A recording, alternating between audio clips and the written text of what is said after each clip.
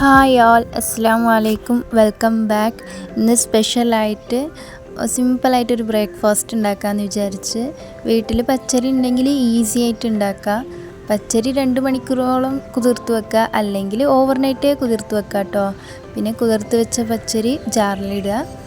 അതേമാതിരി 2 പൊട്ടാറ്റോ, വലിയ സൈസ് വേവിച്ച് വെച്ച 2 പൊട്ടാറ്റോ, പിന്നെ സാൾട്ട് 1 ടേബിൾ സ്പൂൺ സാൾട്ട്, പിന്നെ 1 കപ്പ് റൈസ്, പിന്നെ 1.25 ഗ്ലാസ്സോളം വെള്ളം ഒഴിച്ചിട്ട് ഈ കൺസിസ്റ്റൻസിയിൽ വേണം അരച്ചെടുക്കാൻ. പിന്നെ വെജിസ് എല്ലാം ചേർക്കാമെന്ന് വിചാരിച്ച് അങ്ങനെ 1 ക്യാരറ്റ്, പിന്നെ 1 ടൊമാറ്റോ, പിന്നെ മല്ലിയില, മുളക്, പിന്നെ 1 സവാള, പിന്നെ ചെറിയ ജീരകം, അങ്ങനെ ഇട്ടിട്ട് ഫുൾ മിക്സ് ചെയ്യുക.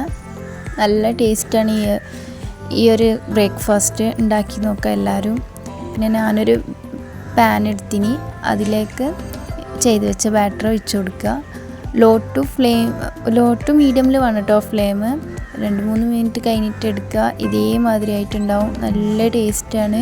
ചൂടുള്ള ചായൻ്റെ ഒപ്പരെല്ലാം കൂട്ടി കഴിക്കാൻ നല്ല ടേസ്റ്റാണ്. കറിൻ്റെ ആവശ്യമൊന്നുമില്ല, ചായൻ്റെ ഒപ്പരേ കഴിക്കാൻ നല്ല ടേസ്റ്റാണ്. പിന്നെ വീട്ടിലങ്ങനെ ബീഫ് ഉണ്ടായപ്പോൾ ഞാൻ ബീഫ് കറി ഉണ്ടാക്കി. പിന്നെ ബീഫ് കറിക്ക് വേണ്ടിയിട്ട് കുക്കറിൽ ഓയിൽ ഒഴിച്ചിന്. ഓയിൽ ചൂടായി വരുമ്പോൾ സവാള, 1 സവാള, പിന്നെ മല്ലിയില, കസ്തൂരി മെത്തി, അതേപോലെ 2 table spoon ginger garlic paste ഇടുക. പിന്നെ നല്ല മിക്സ് ചെയ്യുക. നല്ല മിക്സ് ചെയ്ത് കൊടുക്കണം കേട്ടോ.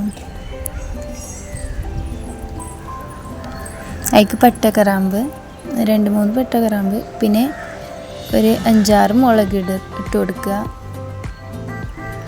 പിന്നെ 2 ടേബിൾ സ്പൂണ് ചില്ലി പൗഡറും 1/4 ടീസ്പൂണോളം ടർമറിക് പൗഡറും ഇട്ടെടുക്കുക. നല്ല മിക്സ് ചെയ്യുക. പിന്നെ മല്ലിപ്പൊടി, ഇത് ബീഫ് കറിക്ക് മെയിനാണ്. ഇത് നല്ല കുറച്ചധികം ഇട്ടെടുക്കുക കേട്ടോ. പിന്നെ ഒരു 3 ടേബിൾ സ്പൂണോളം ഇട്ടെടുക്കുക. പിന്നെ ടൊമാറ്റോ, ഒരു വലിയ സൈസ് 3 ടൊമാറ്റോ ഇട്ടെടുക്കുക. നല്ല മിക്സ് ചെയ്യുക. പിന്നെ കഴുകി വെച്ച ബീഫ് ഇതിലേക്ക് ഇടുക. നല്ല മിക്സ് ചെയ്ത് കൊടുക്കുക.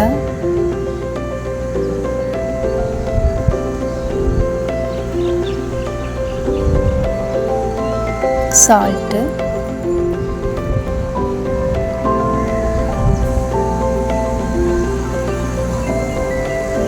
പിന്നെ വാട്ടർ ഒഴിച്ച് കൊടുക്കുന്നുണ്ട്.